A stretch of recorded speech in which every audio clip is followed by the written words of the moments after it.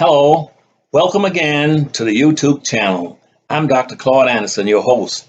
I'm here to bring you a section of broadcasting or podcasting. It is now called Connecting the Dots, which means we try to take what's going on presently and connect it to history so you can find out what was in the center that's missing that nobody wants to talk about. That's why they're right now saying we don't need no racial history in this country. We're for right and making trying to pass laws that's forbidden to teach history, because what they want to do is to make sure that nobody ever finds out why blacks are in a dilemma in this country and any place on the world, including Haiti and all these Caribbean islands. It defies mathematical probability for black folk to be on the bottom all around the world and to have been there for 465 years. That's no accident. Black folk have never been permitted to be any more or any less than what white folk wanted them to be. You see, the whole point of history was that when white Europeans came to this country, they came here as freeloaders. And see, when you all don't call them that, that's exactly what they are.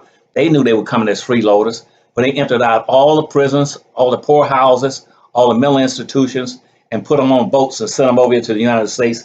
And the first thing they did was build form a new state called Georgia, and to build a filter to stop the slaves from running away from South Carolina into Florida. But that whole thing was built and designed to keep black folk contained. And the reason they're going to try to do that, because you see, because black slaves were I call native blacks, because they're not African blacks, they're natives. These blacks are born in the United States, are born on ships after they were kidnapped out of Africa. So they're not Africans. They were raised totally independently, either on those boats or and after they arrived in America for the last 400 some years. They are natives. Plus, in addition to that, we had blacks in this country as Folsom people way before the American Indians ever came to this country, were ever formed, and came out of Asia across the Bering Straits. And so the Indians are trying to get ahead of blacks by saying, we are natives. You're not any natives either. You came across the Bering Straits after blacks. That everybody on the earth came to the earth and followed black folk. The only natives you got on the earth are black people. They were the original natives. Everybody else came here. They were followers. They came here and were raised in either in Asia or European, on the European continent, or in the Pacific Islanders as freeloaders. They got some of the free benefits of what the historical blacks were creating on the earth. Blacks were the original people on the earth. And so whether you call them Native Americans or original people, that's what blacks are entitled to, which makes them very special people. And so right now, we need to do something about these blacks with the present administration. See, Biden got elected with he and Harris running as vice president because they promised they're going to do certain things for black folk. They've been in there now over a year, about a year and almost a year and a half, and they have not done one single thing for black folk. I don't think the word black has ever crossed their lips since they got elected.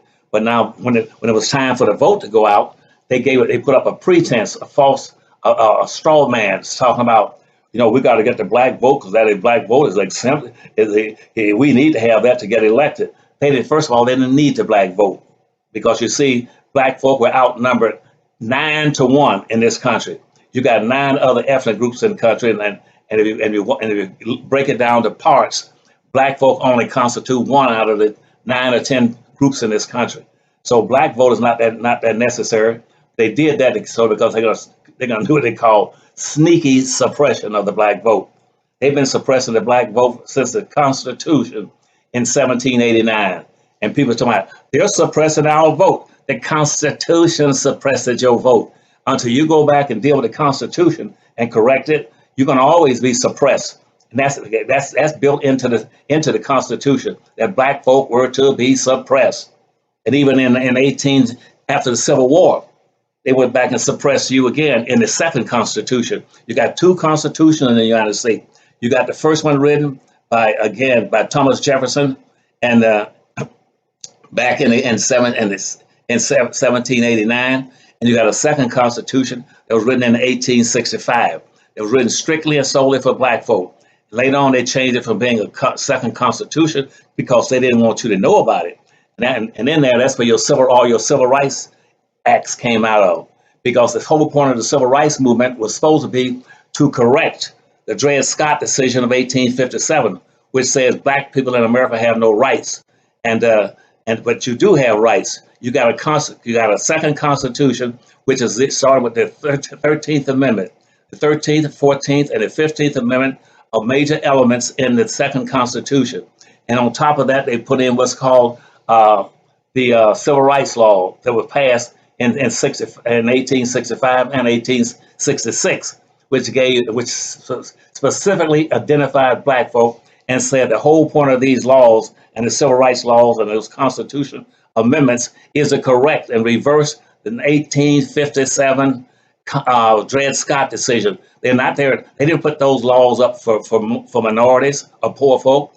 You didn't have the minorities and poor folk in America. All those people started coming to America after the Civil War was over. When they found that they can come in here and they can get low wages and work on the railroads like the Chinese and all of them, but they were still safe.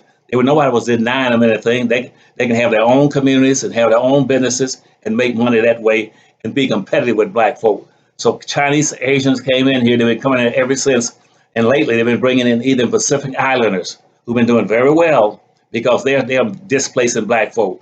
You go to a hospital or for any kind of a medical treatment right now, about 90% of the medical people you're going to find in those various institutions and those organizations are going to be other people other than blacks or whites. They're going to be people coming in either from the Far East, from Asia, or coming in from the Pacific Islands. And so you find out another thing they're doing now. These Asians are coming into the country and raising Cain and trying to find bills that would say black folks are not entitled to preferential treatment in the university and admission processes in these universities, on set-asides for minorities. Black folk are not a minority. They are a majority. They've always supposed to be an exceptional majority. They're exceptional people. They're special people. They're entitled in special treatment that this country has never given them.